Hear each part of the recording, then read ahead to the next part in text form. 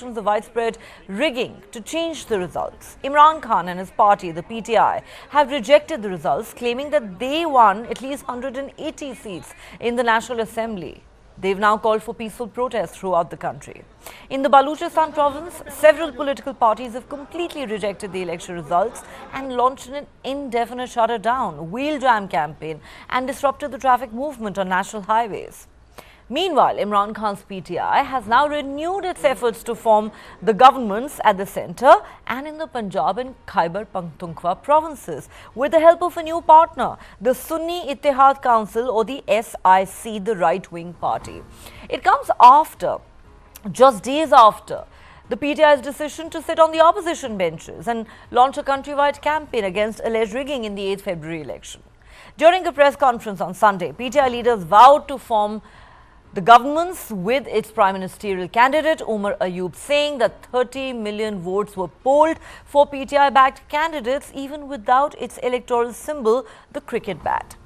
To boost its numbers in parliament, the PTI has decided in principle to become partners with the SIC in the National and Punjab assemblies to claim seats that are reserved for women and minorities. The post-poll alliance by the PMLN and the PPP could of course mean that the PTI will not be able to form the next government at the centre, prompting Imran Khan's party to allege that the two rival parties are trying to steal the mandate of the people with the help of the powerful establishment, a clear reference to the army.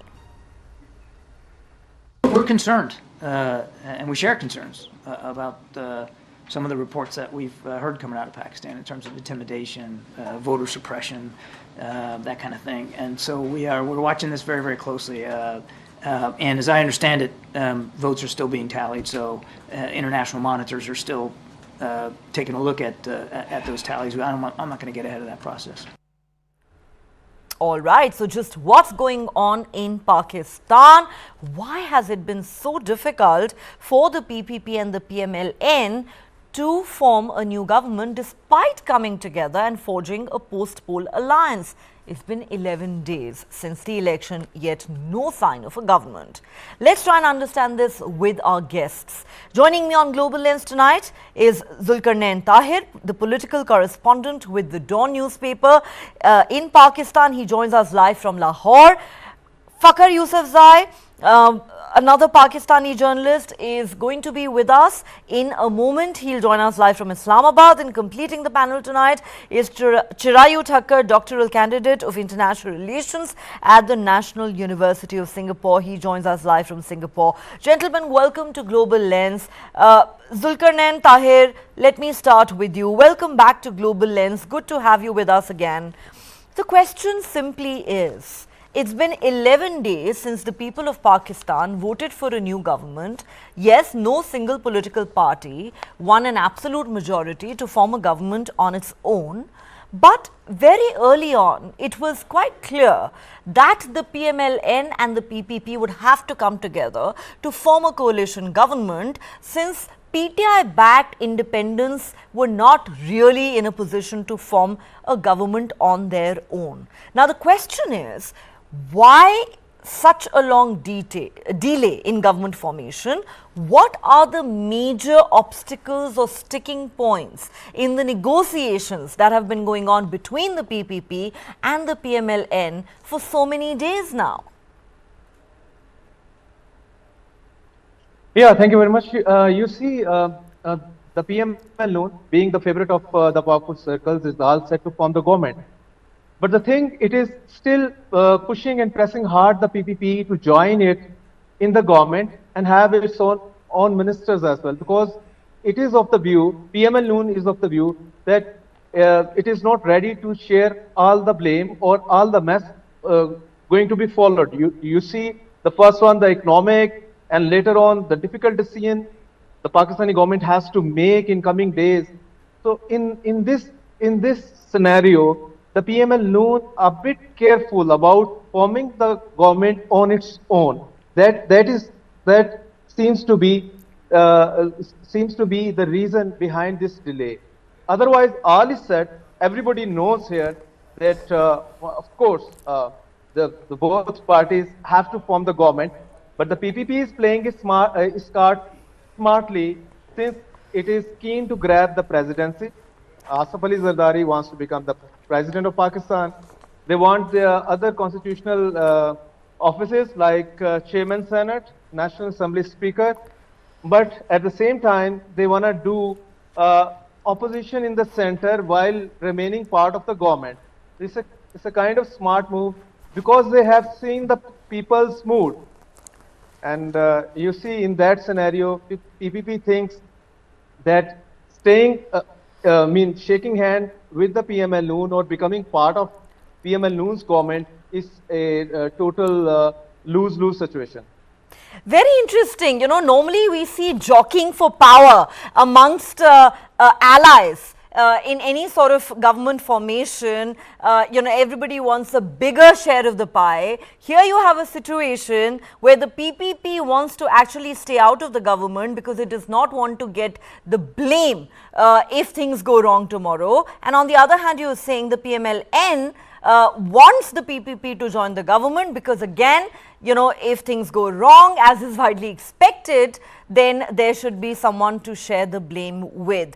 You know, Bilawal said something interesting addressing a rally on Sunday. He actually said the PMLN, Zulkarnain, this question is to you. He said the PMLN offered rotational prime ministership to us. They said, let us be prime minister for 3 years, you can have the top spot for the next 2 years. And I said no. I said I do not want to be prime minister unless the people of Pakistan elect me to that post. We do not have the mandate. Would it be correct to say that that is the reason why Nawaz Sharif, who was widely expected to take over as the next Prime Minister of Pakistan following his return from self-imposed exile in October last year, has decided to nominate his brother Shehbaz Sharif instead? Is it because Nawaz Sharif felt that with just about 74-75 seats in the National Assembly, he simply did not have the mandate of the people and therefore did not want to wear this crown of thorns?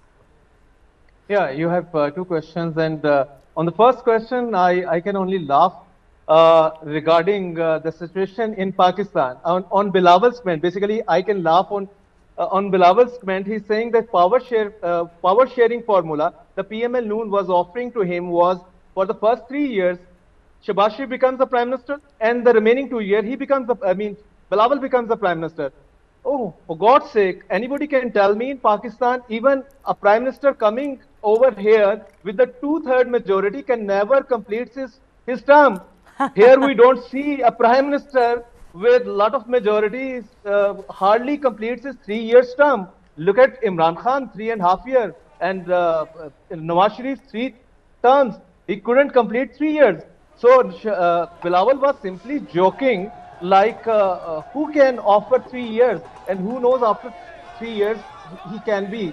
So there's simply, it's not a power sharing formula. It was a simply joke he could have told.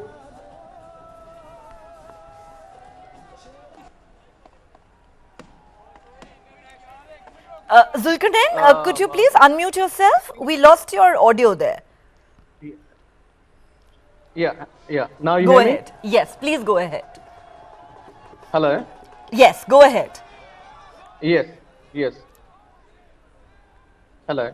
Yes, we can hear you. Please complete your point. So it wasn't a power sharing formula. It must have, I think, Shehbaz Sharif or Nawaz Sharif could have made a joke with regard to 3 years for his younger brother and 2 years for Bilawal. So that was simply out of question.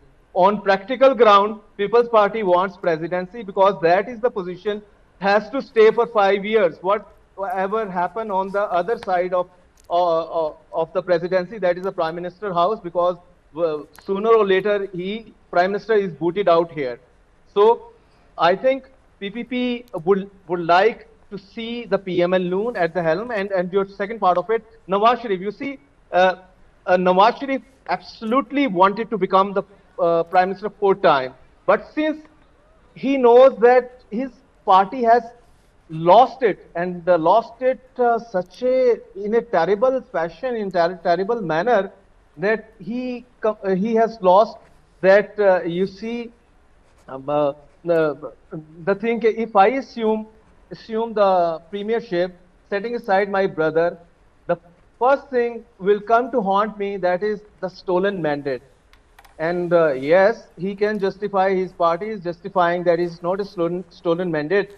But I think when they're sitting closed door and talking of it, everybody knows that what happened here. His party is been, kind of wiped out, just securing not more than 20 National Assembly seats. And with that legitimacy of 20 seats, PML Noon is going to form the government, and the question must be continued to be put on this legitimacy of the government of the PML Noon in coming days. Questions will continue to be asked about the legitimacy of this government. That is a very valid point, and some might say quite an anti-climax given the dramatic circumstances under which Nawaz Sharif returned to the country last October after 4 years of a self-imposed exile in London. As soon as he returned, he had his record wiped clean, all the cases against him dropped, the lifetime ban on him from contesting elections overturned. He was able to contest the election while the former Prime Minister is behind bars, and yet today you have a situation where Nawaz Sharif is not ready to be Prime Minister because he knows he simply does not have the mandate of the people. Fakhar Yousafzai, let me come to you now. Zulkarnain says that the primary reason why there's been such a long delay in government formation in Pakistan is because the PMLN is insisting that the PPP should join the government. The PPP says we'll support you from the outside. We don't want to participate in the government. We don't want any ministries. Now, that's probably because they both are worried about the blame and the criticism that will come their way tomorrow when things go wrong. Many, of course, are also predicting that this government is not likely to last. Some are saying it may not even last an entire year. But we've heard leaders from the two parties say that we do not have any other choice at the moment. We know we have to form the government. Therefore, the question is, Fakhar, what kind of a power sharing formula do you believe the two parties can arrive at so that Pakistan finally gets a government? Thank you very much, Neha.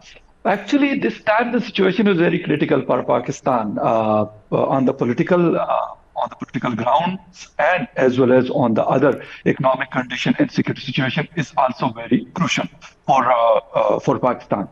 But if we talk about the forming of government by the two political parties, PMLN and Pakistan People's Party, I will say that nobody is interested in the prime ministership of Pakistan this time. This is the actual situation from Islamabad. They know all the things, especially the role of the establishment in Pakistan, and the other thing is you know about that, the power of the street power of the Pakistan Tehreek-e-Insaf. If they will sit in the opposition with 94 members of National Assembly, that will be very, very, very critical for both the parties to run their government. And of course, they are worried about the role of the establishment as well.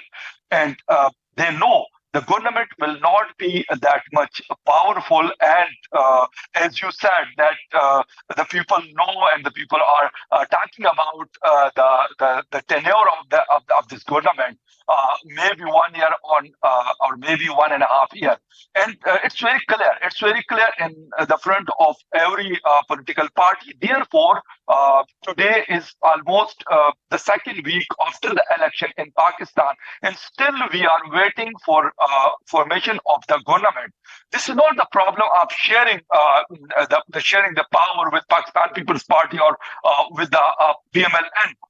The actual problem is that nobody is interested in the prime ministership of Pakistan. Everybody know that the situation, the economic condition is very critical. They will go with the IMF loan, and they will run Pakistan next 2 or 3 years with the help of IMF. Of course, their conditions, their thing is very tough, and they will take a very strict and tough decision for the Pakistani people to get a loan from the IMF. Therefore, I think so. This will be very tough for the PML, and as we seen some months ago, as the PDM was in government, which was the Pakistan Democratic Movement, the coalition government for 16 months, and I think so. That make the situation very difficult for the PML and as well as for Pakistan People's Party. Therefore, they are not going for these type of things, and maybe on behind the curtain they are in contact with the establishment, with the General Asif Munir Saab and other people as well. And after that, might possible that the small political parties in Pakistan People's Party, PML, and will make government. But I think so. That will be a very short-term government, and they will not be able to deliver something for the Pakistan nation. Well, very, very strange situation indeed. Normally, you have multiple claimants to the post of Prime Minister, everybody who wants to grab power. But here's a situation where nobody wants to be Prime Minister of Pakistan because they know they'll be wearing a crown of thorns given the political instability and the economic crisis that the country is going through. And Nawaz Sharif seems to have ruled himself out. Bilawal has ruled himself out. It looks like Shehbaz Sharif is the only one left. He'll have no choice but to wear that crown of thorns. Very interesting what's happening in Pakistan. Let me bring in Chirayu Thakkar at this point. Chirayu, now what's happening is quite clear. Nobody has a clear mandate to form the government, but PMLN and PPP realize that they will need to come together because, as they say, there is simply no other choice. But they're obviously worried about what would be in store for the next coalition government, which is anyway expected to be fragile. These are very uncertain and difficult times for Pakistan, which has the IMF breathing down its neck. But my question to you is this: how is the quote-unquote establishment, in your view, viewing these developments?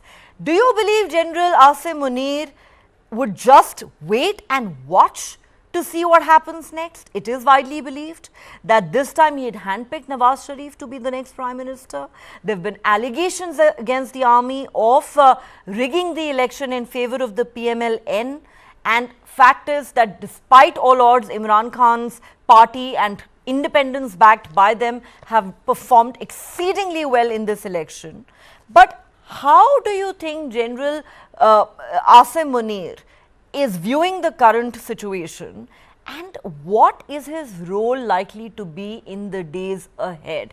Do you believe there is even a remote possibility that the army chief could consider taking over?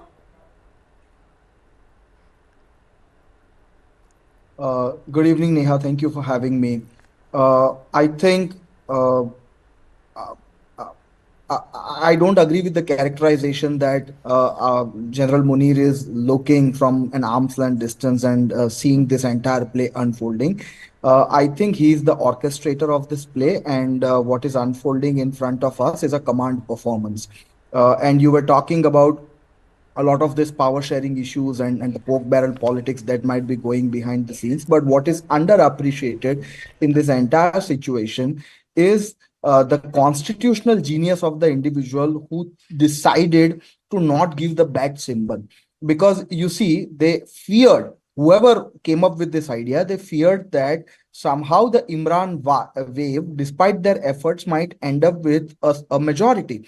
But that majority goes only for the 260 odd seats for which there are direct elections. There are 70 seats for which there are indirect elections proportionate to a party's representation. Now, what is happening right now in Pakistan is that for those 70 seats, PTI cannot claim a single seat because nobody has fought on PTI symbol. So straight away, you are excluding PTI by stroke of one pen from all those 70 seats. And what is happening right now is, on the one hand, they are fighting this issue nationally, but locally, they are trying to merge their candidates or the smaller caucuses that have won there into local parties like the MWN or the Sunni Ittihad Council, so on and so forth, so that their weight can be eventually added up through those candidates for the National Assembly. So looking at, and what I've said is just an example, looking at this aggregate picture, it seems that the army has uh, made up plan have rewritten the rules, make a splendid play in a way that no matter how people vote, they ended up choosing a hung assembly in which their chosen one PMLN candidate would be there. Now, a lot has been spoken in the last 25 minutes about Nawaz Sharif's role, and everyone knows that this government is temporary, as our friend from Pakistan was saying. No prime minister in the history of Pakistan has completed 5 years. So Bilawal is not a novice on the political scene. He knows this, that 3+2 formula, 3 साल किसने देखा है? Who has seen 3 years? So right now, nobody wants to move into the scene. Everybody knows that this government will be unpopular. This government will be temporary. And now what remains to be seen is how long the establishment takes for the next move. Because at some point, this issue has to be handled, and not only politically, but you also have to remember that a very subsequent chunk of people within the establishment, like Imran Khan and his nationalist rhetoric and some of his populist policies. So for this people within the army fold, they have to be handled, and these people will be boldened by the kind of results that are on there. So on the one hand, this front will go on, the political front, the command performance will go on, but behind the scenes, what great churning is going on within the establishment, that how to handle this issue of Imran Khan for once and all. How to handle the issue of Imran Khan once and for all. Well, Chirayu, I can assure you, not for a moment was I suggesting that the Pakistan army is a mute spectator to the goings on in that country. We know that the army is an active participant in Pakistan politics and all affairs in that country. Of course, it is widely believed that, this entire scenario, as you said, has been orchestrated by them. But the million-dollar question remains, what could General Asim Munir's next move be? Of course, you're right in pointing out the government is likely to be a very unpopular and short-lived one, and it will have multiple challenges to deal with. We will continue this conversation on the other side of a quick break, but let's tell you this, we're counting down to the big event that News9 is organizing this coming weekend. The News9 Global Summit is about the new India that's recognized as a rising economic power and a major global player. The theme of the summit is how India is poised for the next big leap. The What India Thinks Today Summit is being organized by the TV9 Group, and this edition of the summit is unmissable because the keynote address will be delivered by Prime Minister Narendra Modi. What India Thinks Today Summit will take place on the 25th, 26th and 27th of February. Don't miss it. From Fragile 5 to Top 5, from a laggard to a leader, India under Modi has reimagined the world order. Presenting the second edition of TV9, What India Thinks Today. Summit theme, India poised for the next big leap. Listen to Prime Minister Modi unveil his vision for Viksit Bharat at News9 Global Summit, a TV9 network initiative.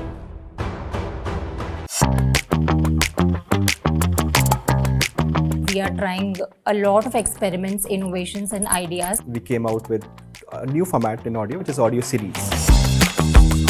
Listening for content-oriented company in India, which is a very unique proposition. When you look at audio in general, we had music, which is like extremely old format, and then we had podcast. A natural extension for Pocket FM is to move from Hindi to regional content. I think I'd love to see their FY24 numbers, which they claim will be close to 1,000 crores. I think there are talks of them to raise another $80 to $100 million of funding.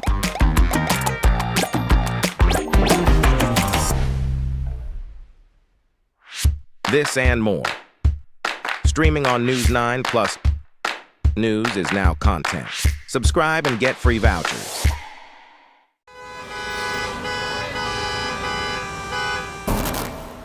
Bangalore traffic is an example of something that has gone wrong with our system. We have more than 50 flyovers in Bangalore city. If flyover is a solution to traffic problem, Bangalore should not have traffic problem. According to TomTom Traffic Index 2022, Bangalore is ranked as the second worst city in the world when it comes to traffic. The speed limit at the ORR is 80 kilometers per hour, but our vehicle has only moved 10 kilometers per hour. What Bangalore needs is a surgery, but what we have been offered repeatedly are band-aids.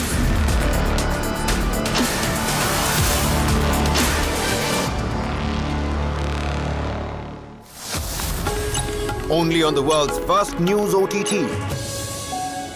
News 9 Plus, ahead of the curve.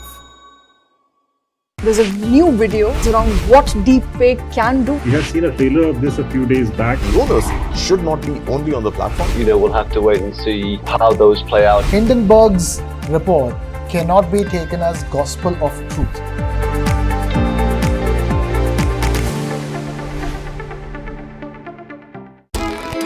A defiant performance by Ten Hag's men. Now standing at 7 feet 4 inches, Satnam Singh is making his way into professional wrestling. We are getting more good news for India.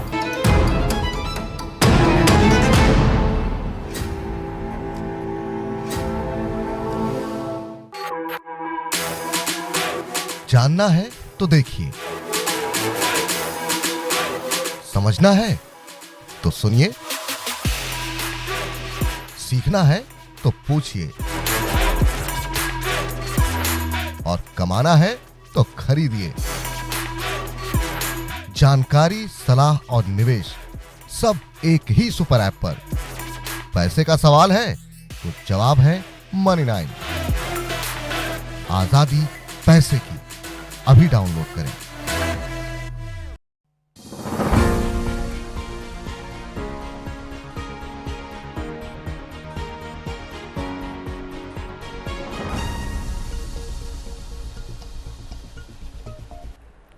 Welcome back. You're watching Global Lens on News 9 Live with me, Neha Khanna. We're discussing the aftermath of Pakistan elections. Let me go back to my Pakistani guest. Zulkarnain Tahir, let me come back to you at this point. I have two questions for you. Number one, as I asked the other guests in the first segment, what do you think General Asim Munir's next move could be? It is, of course, well known that the Pakistan Army is an active player in Pakistan politics. Most believe that Nawaz Sharif had the backing of the army this time. Despite that, he could not get the requisite numbers to form the government on his own. So what do you think the army could do next in this situation? And number two, why has the PTI done a U-turn? After declaring that they were going to sit on the opposition benches, why have they said that they're going to try and form the government in partnership with the SIC? And can they really do that? Because even if they do forge an alliance, unless they come together under the banner of a new political party, they would not be eligible for those reserved seats. So are they really in a position to form the government? Yeah, you see, first of all, army got the reality check in the form of February 8 election. In fact, nobody was expecting such a huge, turnaround of the situation here, being like people voting for Imran Khan massively. So that was a big reality check for the establishment, and after that it was being expected that perhaps establishment would change its earlier plan and may hold some talks with Imran Khan and try to settle some kind of things with him, whether offering him national government, federal government, and asking it, okay, let the other government of the Punjab goes to Nawaz's daughter, Maryam Nawaz, who is, very keen to grab the position of the chief minister. But you see, that didn't happen, and both appear to be in the fight mode, the establishment and the Imran Khan. Imran Khan didn't budge from his stance. Reportedly, his party said that Imran Khan put only one condition. He said, give me back my stolen mandate, and I have no issue with anyone. We may be friends again, but first give me my mandate. And on the other side, you see, as you're saying, that the PTI has changed its stance, like forming the government. Oh, it's a political statement. It cannot form the government. It doesn't have number. It is in fact saying that once we get our stolen mandate back, we be in a position to form the government. Currently, you know, the Sunni Ittihad Council, SIC, doesn't have any seats in the National Assembly. The arrangement is only for the women and minority reserve seat. Even they get it, they not be in a position to form the government. So let's be very much very clear about it. The alliance PTI backed independent made with the Sikh only to save their independence, because if they remain independent, they will be taken away by the establishment one day. I mean, we know it. Who knows, out of 90 independent candidates, at the end of the day, in a month's time or 15 days time, they are left with 20 or 25 and the rest be gone. So they have taken that shelter of another party, because after that, the clause of floor crossing will be applied. Once they are part of the Sikh, they cannot join any other party. So that arrangement to become Prime Minister, no, that's not the case to me and my sources. You know, Bilawal was super keen to become the Prime Minister, but he didn't get the nod of the establishment. Establishment absolutely doesn't want Bilawal to run the country. It thinks, yes, if you want to join the government, join as a second player with the PML Noon, be his deputy Prime Minister maybe. But the establishment's Ladla, favorite, and blue-eyed guy is Shehbaz Sharif. Even we have seen here that no consensus emerged among the establishment that that Nawaz got to be the Prime Minister. Although you know they now have crossed the 80 mark of seats of in National Assembly. Like his brother, if can become the Prime Minister, why not he? So the only thing is this: establishment wants the man of their choice who can go along with it smoothly, and along with him, they continue to keep their opponent shut or cut to size like that of Imran Khan. Okay, very interesting. The PTI are not in a position to form the government. What they're doing is essentially posturing and trying to save themselves by aligning with the SIC so that they are not forced to join any other political formation. But Fakhar, Zulkarnain is saying some interesting things. He's saying, of course, Bilawal wanted to be Prime Minister. The establishment said, no, absolutely not. The Ladla of this establishment is Shehbaz Sharif. Perhaps we can say both the Sharif brothers. But right now, they are struggling to form the government. Some believe that, there are certain issues on which they're not able to arrive at a consensus. Bilawal says, we're not going to join this government. PMLN wants them to be part of the cabinet. My question to you simply is, what do you think will be the role of the quote-unquote establishment in all of this? What is General Munir's next move likely to be, given that uncertainty and instability in Pakistan continues, something the country cannot afford for much longer? You're right, but establishment always need a very weak government in Pakistan. If we talk about the Ladlas of Pakistan, of the Ladlas of the establishment, I think so Imran Khan was the biggest Ladla in 2013-14. Yes. We have seen that when he sat here in Islamabad for around about 4 months. What he was doing, General Shujaa Pasha was on his back. What he did after that, because he was stabilizing the Mian Nawaz Sharif government that time. And that was not possible without the power of the establishment. Right now, establishment need a weak government. Therefore, he play a game with the different political parties, with PTI, with PMLN, and as well as with Pakistan People's Party. Pakistan People's Party was keen and trusted to get more seat and to become a prime minister. Bilawal should become a prime minister. That was Asif Ali Zardari wish, but because establishment was not ready for that, and as well as we talk about the Pakistan PMLN, Mian Nawaz Sharif Party. Nawaz Sharif was waiting for that establishment will provide him the might be possible 140 and 150 seats, but they didn't do this. Because establishment never go for any prime minister in Pakistan which should be powerful, which should talk with the establishment and change the policy of Pakistan. They never ever go for this type of prime minister. And as well as we talk about Shehbaz Sharif Saab. Shehbaz Sharif is, of course, we know in 16 months we have seen so many things in his prime ministership.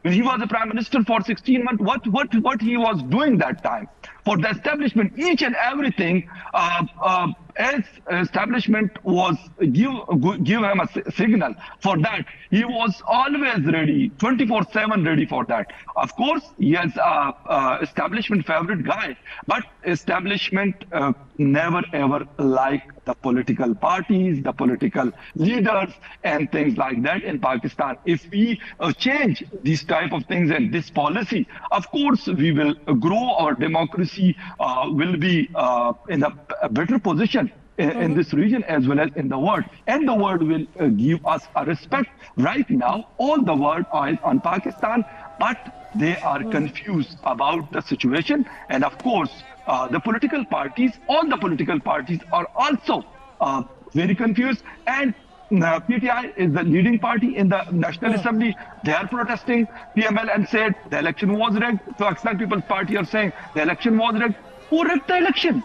Of course, the establishment. No other one is able to rig an election in Pakistan.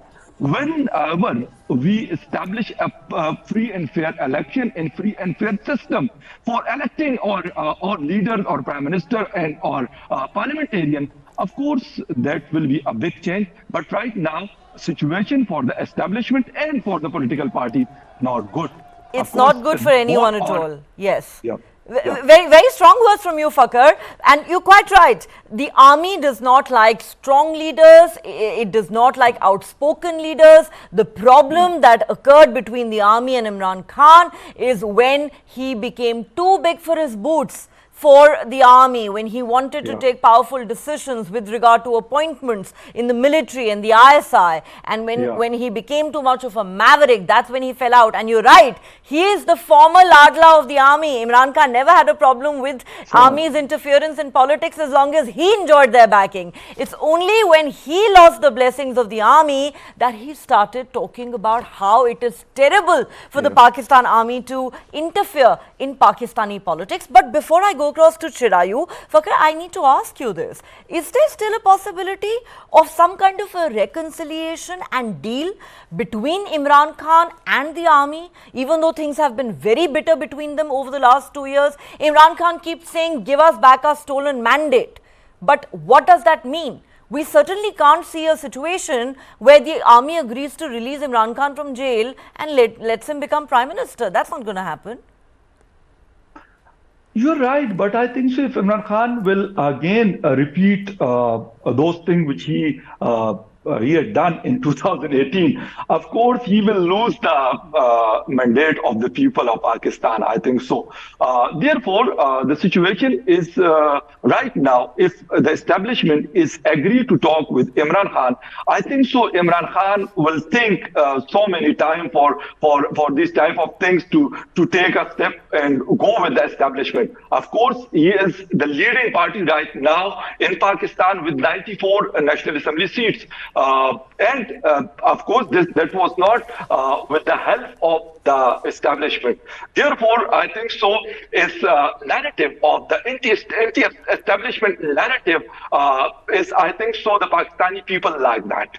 And therefore, he won the 94 seat in the National Assembly. I think so Imran Khan, the establishment can try. The establishment can try, and so many people in Pakistan Tehreek-e-Insaf with contact with the establishment. But I think so if Imran Khan will go again for those things which he did in 2018 and 2017, of course he will lose the majority and he will lose the support of the Pakistani nation, as we have seen right now the Nawaz Sharif situation. Nawaz Sharif is very famous and very popular in Punjab. And in 2018, he won so many seats in Punjab. But right now, in 2024, he lost so many seats in Punjab as well as in the other provinces of Pakistan. Why? Because everyone in Pakistan was saying this, that he backed by the establishment. And establishment will bring him in the Prime Minister office. Therefore, he lost so many things. I think so Imran Khan will think about it. If I'm not wrong. Because, you know, it's also about his personal liberty as much as it is about his political future. But you're quite right. This is quite a dilemma for Imran Khan. Chirayu, Fakhar is quite right in pointing out that, you know, if Imran Khan continues with his anti-army stance, he stands to lose everything. He's already lost his personal liberty. Many said it was the end of his political career. It's another matter that this election has, you know, helped him emerge stronger, given him a very, very big opportunity to, in a sense, stage a comeback.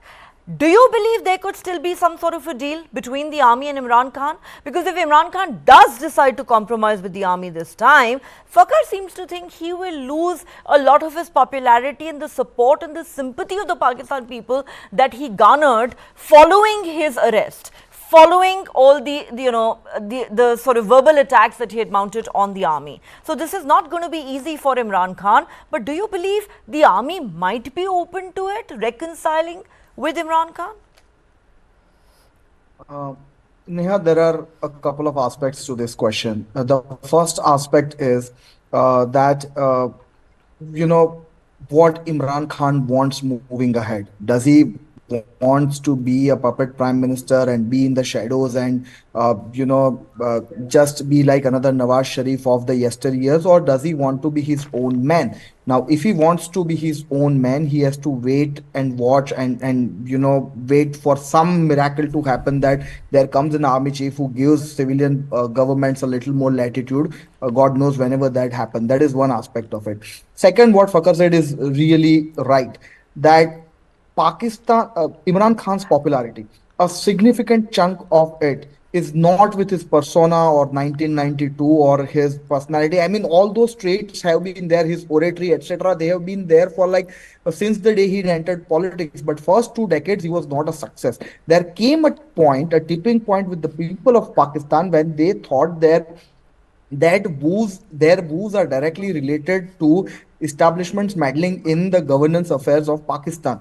Now, it is at this stage because Imran Khan was himself pestered by the army, and on the other hand, people were really moving into this direction. Their sentiments were very high, and Imran Khan chose to tap into those sentiments. So what we are effectively seeing is Imran Khan's popularity standing on anti-establishment, the edifice of anti-establishment sentiments within people. Now, if at this stage he chooses to make good with the army, he will lose that substantial chunk, and that might have a challenge with his cult politics. But on the other hand, he has to think of his own physical security. He might want to get out of the country instead of languishing in the jail forever. So it all depends what he wants, how things unfold. And there is also a possibility that moving into the future, the section within the establishment who really likes Imran Khan, if one of them becomes the next army chief or the ISI chief, maybe tables can turn around and they all can be on the same page as Imran used to boast a couple of years ago. All right. Anything can happen, I guess, in Pakistan politics. Of course, Imran Khan had the blessings of the army in 2018. This time, Nawaz Sharif switched places with him, though it doesn't seem to have helped Sharif much so far.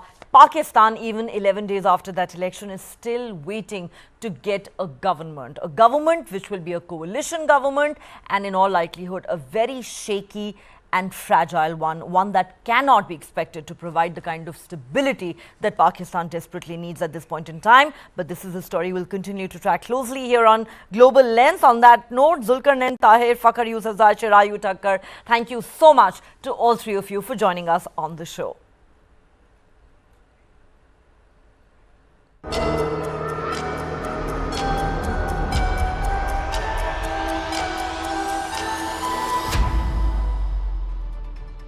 The following content may contain visuals that